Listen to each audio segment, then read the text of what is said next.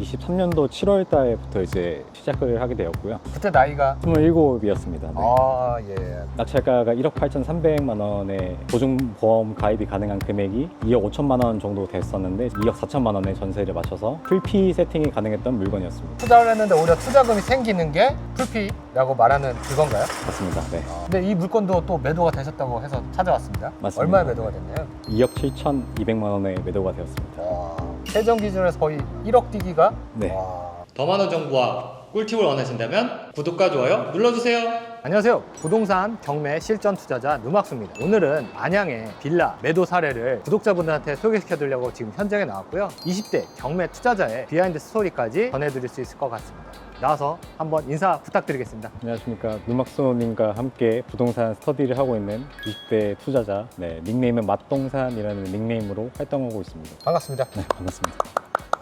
편하게 걸으면서 어떻게 이 부동산 투자를 시작하게 된지 한번 구독자분들한테 편하게 이야기 좀 부탁드리겠습니다. 이 빌라를 낙찰 받으신 건 아니죠? 네, 이 빌라는 아닙니다. 뒤편에 있는 빌라고요. 이 빌라는 저랑 나이가 비슷할 걸로 보여지긴 합니다. 네, 그럴 것 같습니다. 경매 투자는 몇 살 때부터 시작하신 거죠? 23년도 7월 달부터 이제 시작을 하게 되었고요. 그때 나이가 27이었습니다. 네. 아, 예. 다양한 투자가 있을 텐데 뭐 대개는 20대 때는 사회생활을 시작하면서 뭐 주식이나 코인을 더 빨리 하긴 하는데 왜 부동산 투자였나요? 아버지가 군인이셔가지고 자가 자체를 마련하는 게 굉장히 늦었었거든요. 그러면서 이제 부동산에 대해서 좀 더 관심을 갖게 되었고 그렇게 부동산에 뛰어든 것 같습니다. 근데 대개는 이제 부동산 투자라고 하면 투자금이 많이 든다는 그런 선입견들이 있잖아요. 시드는 어느 정도 있으셨나요? 투자금? 제 첫 물건에 투자했던 시드 같은 경우에는 제 돈 700만 원 정도가 들어갔고요. 그리고 이제 신용대출이랑 그런 대출들을 활용을 해서 투자를 하게 되었습니다.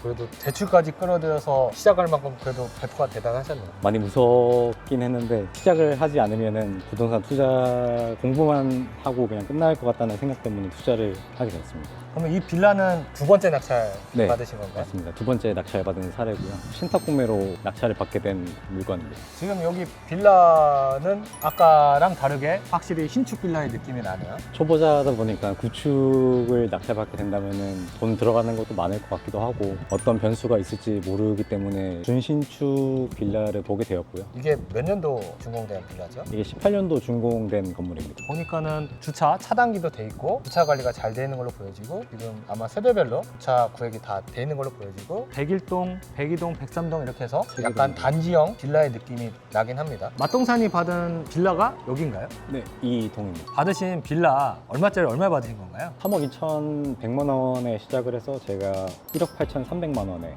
매입을 했습니다. 엄청 저렴하게 받으신 것 같은데 면적이 어떻게 되죠? 21평으로 되어 있고요. 방 3개, 화장실 2개로 구조로 된 빌라입니다. 가족들이 거주하기에 부족함이 없는 걸로 보여지네요. 네, 가족 수요분들이 많을 걸로 예측이 되었고 인장을 했을 때도 비슷한 답변을 받았습니다. 그래서 실수요자분들이 아마 매수를 잘 하지 않을까라는 생각으로 매수를 하게 되었습니다.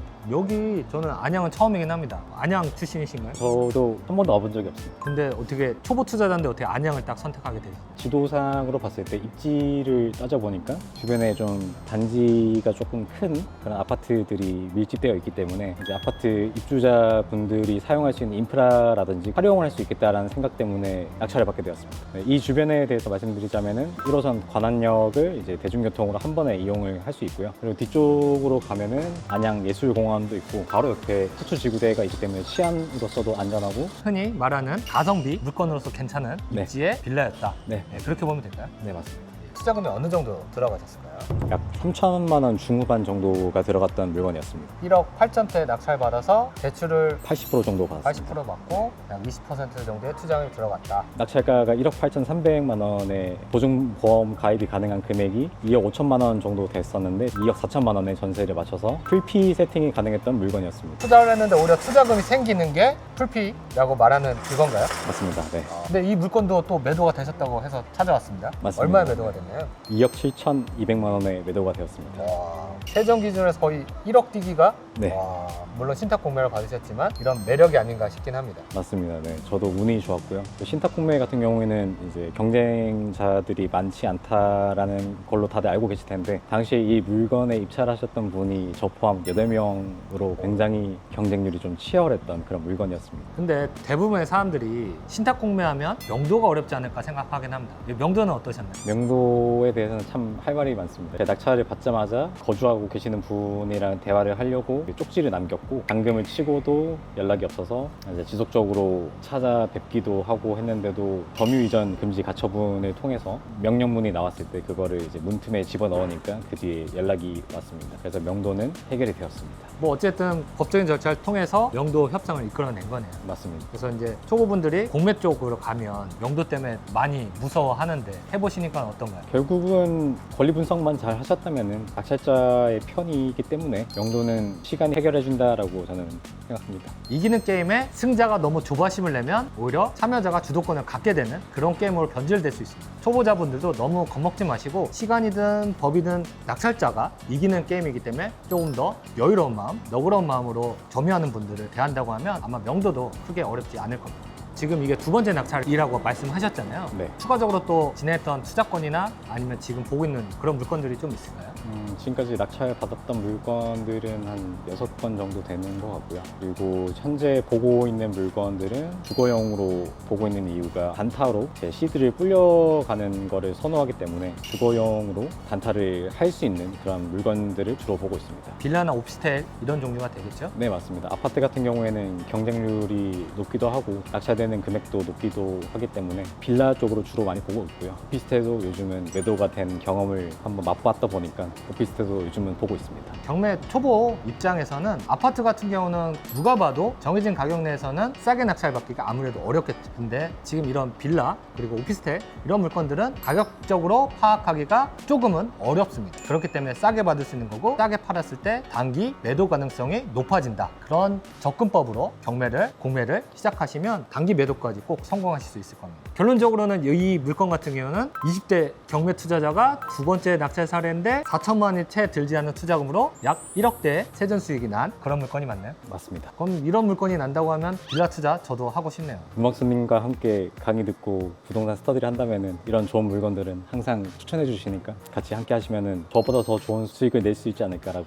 생각이 갑자기 듭니다. 깨알PR 20, 30대 분, 사회 초년생분들한테 부동산 경구매 투자를 추천하시나요? 적극 추천합니다. 네. 주식, 코인 다 좋지만 제가 컨트롤할 수 있는 게 부동산이 유일하지 않나라고 저는 생각을 합니다. 추가적으로 말씀드리면 우선은 경공매는 내가 원하는 가격에 입찰해서 될 때까지 하면 됩니다. 싸게 낙찰만 받으면 매매든 임대든 크게 손해보지 않고 엑시트를 할 수 있다. 그게 가장 큰 메리트가 아닌가 싶긴 합니다. 네, 정확합니다. 끝으로 누막수TV 구독자분들한테 한 말씀 남겨주시죠. 일단 부동산 투자라는 게 사람들한테 선입견이 좀 많이 높은 것 같아요. 왜냐면은 돈이 많이 들어간다라는 생각 때문에 그런 식으로 좀 사람들이 선입견이 좀 있는 것 같은데 저 같은 소액 투자자분들도 이렇게 꾸준하게 물건을 계속 찾아보고 계속 스터디를 한다면은 이렇게 좀 황금 물건 같은 거를 분명히 낙찰 받을 수 있지 않을까라고 저는 확신을 하고 있고요. 내 집 마련을 위해서라도 부동산 공부는 꼭 필요하다고 저는 생각을 합니다. 죽을 때까지 계속 부동산 투자 하신다는 뜻인 거죠? 네, 저는 그럴 것 같습니다. 부동산 투자, 경공매 투자는 한번 배워놓으시면 평생 할 수 있습니다. 직업이 있는 분들도 세컨잡으로서 다른 부업들도 할 수 있겠지만 충분히 적은 시간을 들여서 이렇게 큰 수익을 볼 수 있는 게 부동산 경공매 투자의 매력이자 묘미입니다.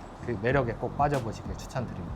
오늘 이렇게 귀한 시간 내주셔서 감사드리고요. 또 오피스텔 매도 사례도 소개해 주실 거죠? 네, 그럼요. 마동사님의 안양의 오피스텔을 또 단기 매도한 사례가 있어서 그 사례까지 또 소개해 드릴 거고요. 오늘도 긴 영상 시청해 주셔서 감사드리고 구독, 좋아요, 알림 설정 꼭 부탁드리겠습니다. 감사합니다. 감사합니다.